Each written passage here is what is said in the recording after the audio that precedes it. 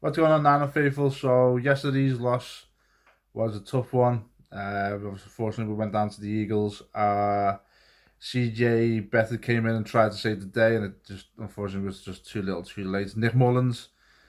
I guess we don't have a QB controversy on our hands after all. After all those people were saying last week against the Giants, but there was a few bright spots. It was good to have George Kittle back, and he came back with a bang.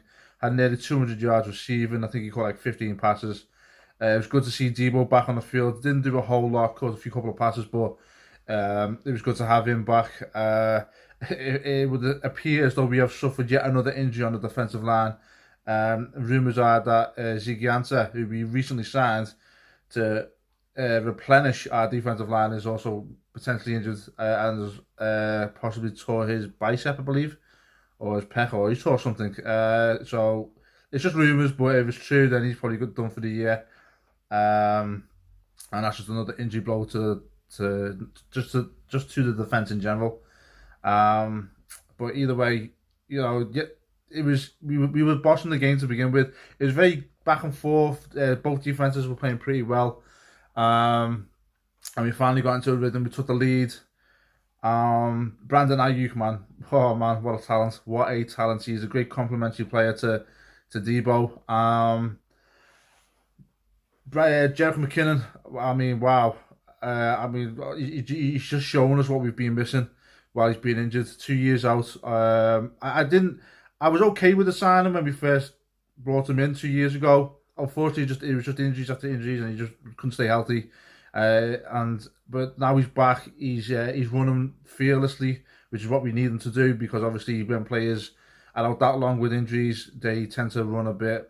With a bit of reserve, should we say, because obviously they're concerned about getting injured again. But yeah, he's balling. I think he's going to be a great 1-2 punch with Mostert when he comes back. But I think one thing that we seen yesterday was we're missing Jimmy Garoppolo. He is our quarterback. There's no denying that.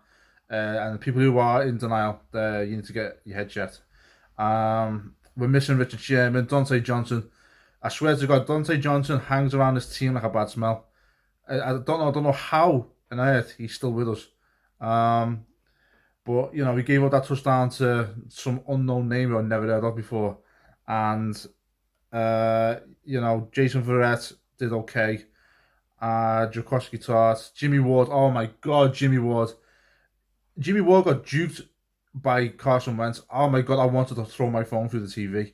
What I fucking another player I wish we didn't resign was Jimmy Ward, but we did. Eric Armstead did pretty well. Javon Kinlaw. This is the first proper game I watched fully, because obviously I generally catch Niners games on the free red zone, but this is the first Niners game I watched fully, and Javon Kinlaw did pretty damn well. He does generate a lot of pressure, even though he doesn't show up on the stat sheet. But he's still got a lot to do to get him to where we need him to be. But the potential's definitely there, and I see that now. I didn't see that at the beginning when I was kind of bashing him a little bit, but yeah, it was a tough loss. It kind of sucked and went down the way it did. But we're 2-2, and I think next week we've got, is it the Dolphins? I can't remember. I can't remember who we've got next week. But yeah, it's still early, and yeah, man, last night sucked. A few players need to get their head checked. Definitely, a few players. Mike McGlinchey suffered. Mike McGlinchey was just bad in pass protection. Trent Williams didn't really have that much of a good game. But yeah, roll on next week, guys. Roll on next week. Let me know your thoughts in the comments below, and I'll catch you all later, guys.